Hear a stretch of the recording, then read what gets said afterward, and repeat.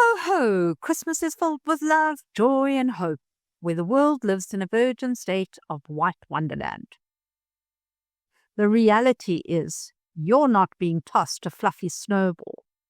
You see the avalanche approaching, but you're rooted to the spot, watching it. Hey, welcome to Surviving an Addict, where enabling stops and the reality check kicks in. My name is Mel. Normally this podcast is devoted to those living with an addict. But let's take a moment to show some empathy and understanding to that addict. Remember, addiction is not actually a pleasure. It is often uncontrollable, and it's a disease, a coping mechanism, because they don't have any tools or knowledge on how to deal with life itself. Or maybe it's even been a model that they've lived through. They probably even vowed never ever to follow in the footsteps of their previous addict. But here they find themselves deep in a dismal pit, trying to claw their way out, chasing demons or trying to put demons to rest. They hate doing what they're doing to you and to those around them and even to themselves. But it's a compulsion. It's there. It's a driving force. Now comes the silly season, where fears and insecurities intensify, and they're pushing hard to have the best time ever.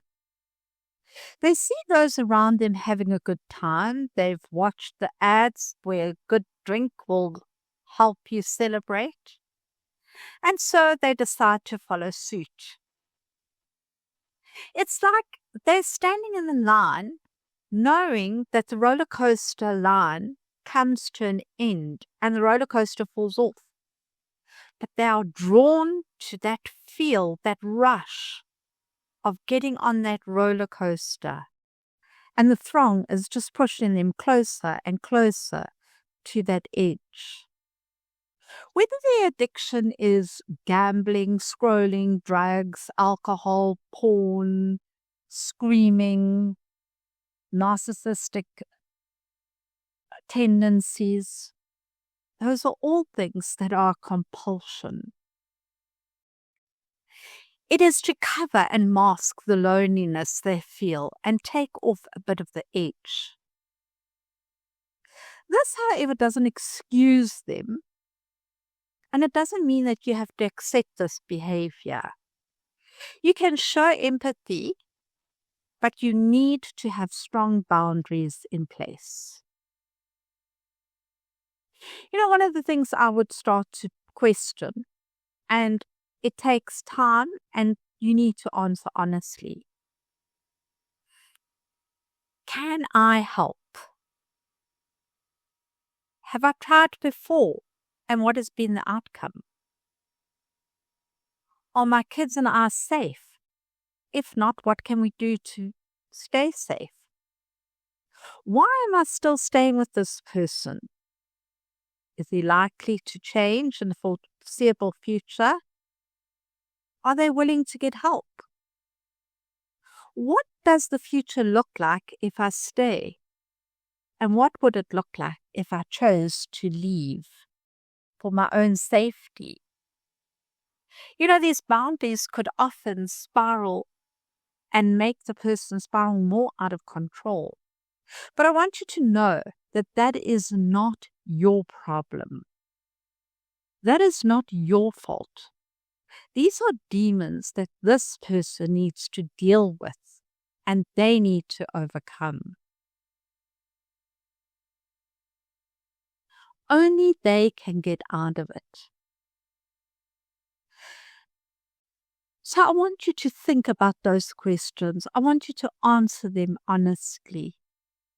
And then I want you to go and seek professional help. There is help available for you. Go and look at centers that take in addicts. They have programs for family members as well. And love doesn't mean that we accept their behaviors. Love often means putting in boundaries and following through with the consequences. Those questions, do they leave you frightened or empowered? Whatever your choice is, I pray that you stay safe in this season and you keep up your hope and love. Listen to me for Sunday, the next episode drops. Have a blessed day.